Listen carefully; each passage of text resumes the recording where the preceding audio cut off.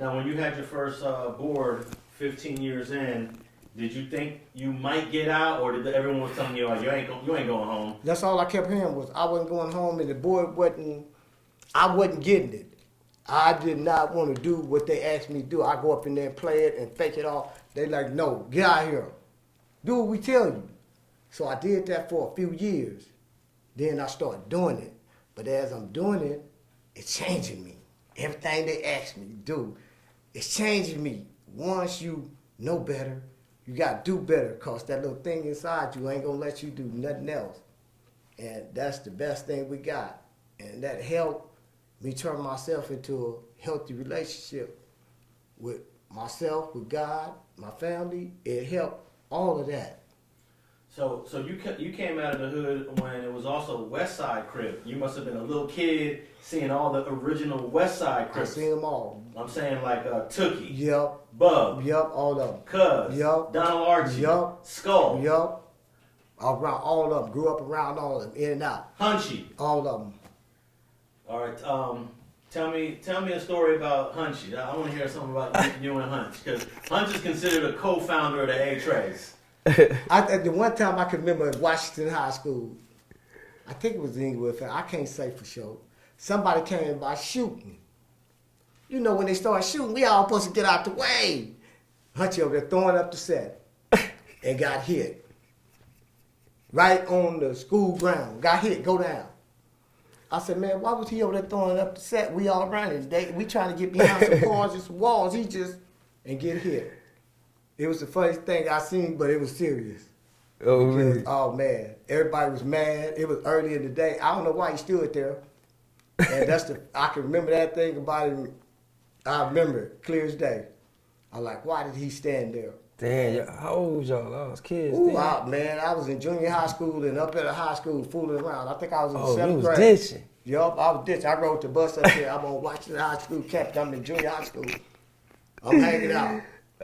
In the bathrooms, in the hallways, I'm hanging out. That's how I got to see it. So, if I remember correctly, you were born the same year Monster Cody was born, huh? I think I'm a year older than he is. Oh, okay. Oh, well, only about months, because when I turn 61, he'll be still 60. Okay. And then he'll turn 61, and then I'll do it. That's how we is. That was my partner. I just loved him, man. He was a good dude. He was a law dude. And I just couldn't run with him out there. We wasn't going to be able to get nowhere near heaven. So I wanted to save my soul. I ran. He knew I ran. I ain't doing this. He ain't gonna forgive us, man. I told him, I said, he ain't gonna forgive us. I'm gone. Wasn't it, he was smoking them sherm sticks with Tookie at a young age. Yeah, but he was also trying to get rid of some of that pain and trying to get some sleep. When you do stuff that you know man, you have to, that's why you got alcoholics and drugs. You got to get through the day, the night. And he used everything he could because he couldn't turn around. He was so far into it. So drugs, alcohol, whatever he used to get him through his night, his pain, I was cool with it. I didn't know what he was doing. I'm like, man, I can't feel that. That's bad because my little is hard. I'm paying my restitution every day I get out of bed. So I kind of feel it. So what was it like seeing big old swole Tookie walking, bailing through the hood? Oh, man, I was little. He was big, and I used to always see him all the time, walking through the hood, but I always used to go to Centinela Park to see him all the time. He always see me, wave. But when I seen him in the pen, when he walked in the pen, it was just a whole nother thing. Yeah. Because I was a tier tender, and I'm in the hole, but I'm cleaning up the unit. Here he comes. Here comes Stanley Williams. I got up, I was smoking a cigarette. I got up, I looked at him. I walked up on the police, said, hold up. And then he asked Mr. Williams, he said, it's cool, Mr. Williams? He said, it's the homie. And I got a chance to hug him, go to his cell and everything. But I got off death row and I left him. And next thing I get to New Folsom, he ain't getting no pardon. They finna execute him.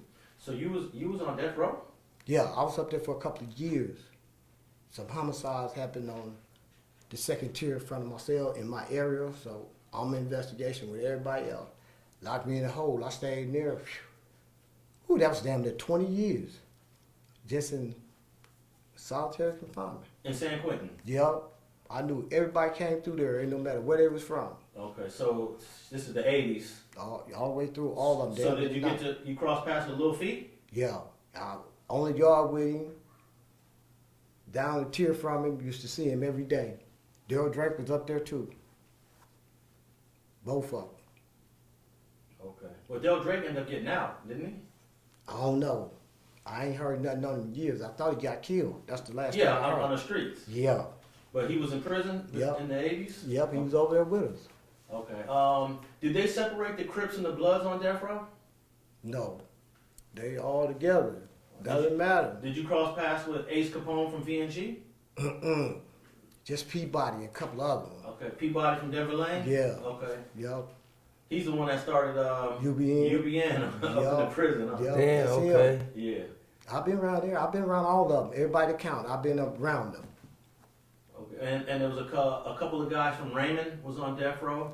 Tretch and Evil. Them was my partners. Is that right? It's him, Tookie, and Tretch and Evil hung out all the time. But at the time, I wasn't really around the homies. I'm by myself. So I'm messing with them because I know them from the streets. And they see me in here and they, come here, homie. They holler at me and I holler at them. And they was up on Death Row. They got off. Tretch and Evil did. They got off. Both of them got off. They in the pen, somewhere working their thing. But them was my partner. I've been knowing Stephen Champion all my life. Big Trash, we went through the county and everything together. On Death Row, on the same yards, Ag said, all of it. I've been around him. I just bought his book. Yeah. He wrote a book. Oh, he a hell of a writer. I used to give the young dudes all this stuff, all around Lancaster. Here, read this stuff. This is my partner, for real. Read it, and you'll feel it. And they was reading it. Like, man, who is this? Stephen Champion, Big Trash, Raymond Avenue.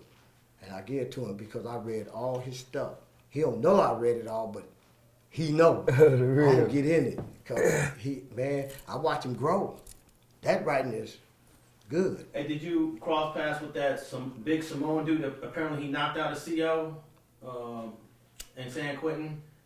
I think his name's Roscoe. I don't remember. No? Okay. What about Potato Head from Compton? Yeah. Yeah. I was on the yard with him. He was something else. Yeah. He was a good dude though.